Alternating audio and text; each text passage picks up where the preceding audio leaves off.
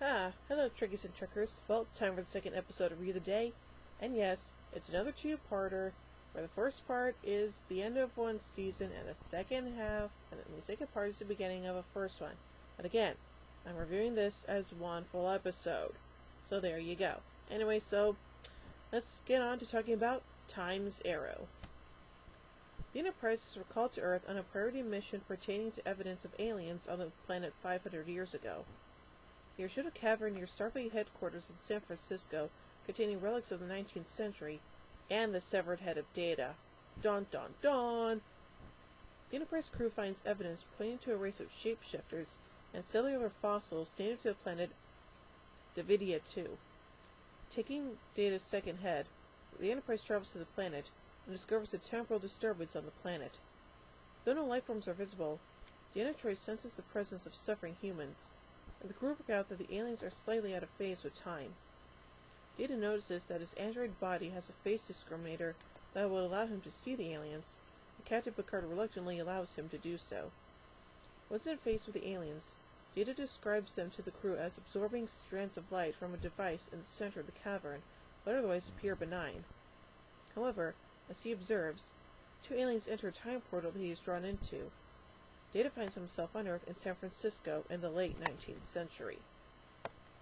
Data quickly surmises that he needs money to operate, and is able to win a sizable amount beating card sharks at their own game in poker.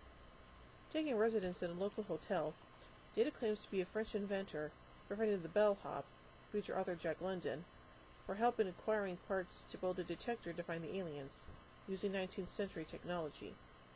Data finds Guinan, the bartender from the Enterprise, in a newspaper photo, and goes to a reception she will be attending.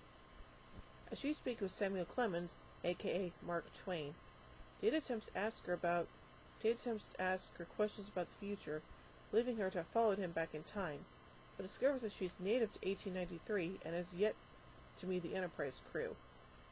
Data's language intrigues Clemens, and he begins to follow Data and Guinan around. Oh boy. Meanwhile, the Enterprise crew has determined how to build a similar face discriminator to allow them to see the aliens and go back in time to rescue Data. Guinan urges Picard to go along with the away team as, otherwise, they will never have met in the past and could change history.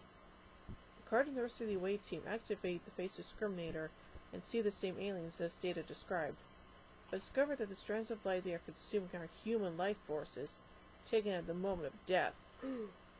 The away team uses the time portal to travel back to the past to put a stop to the aliens.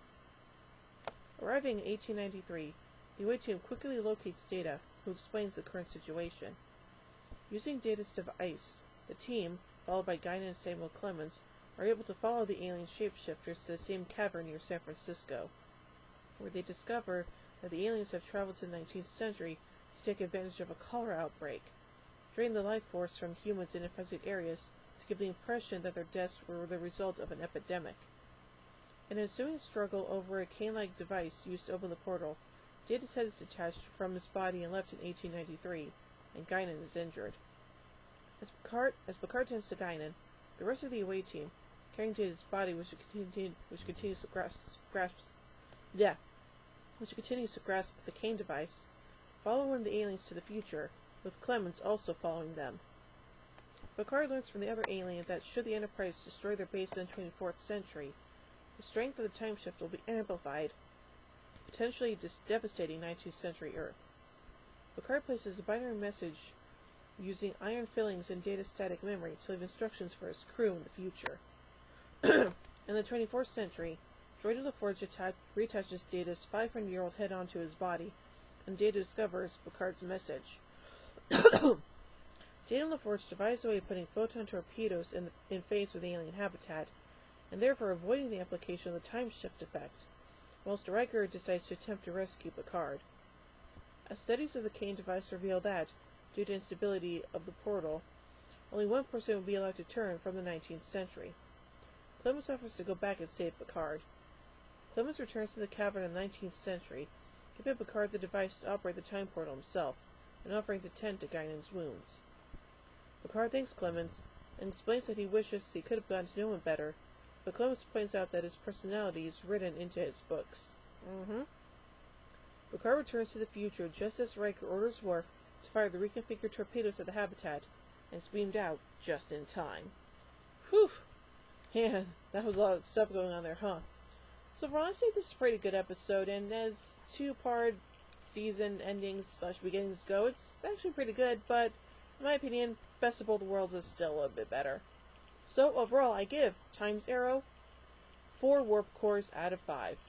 Well, join me soon as we take a look at... Hold on a minute here. Okay, there we go. As we take a look at Realm of Fear. So, until then, live long and prosper, everybody.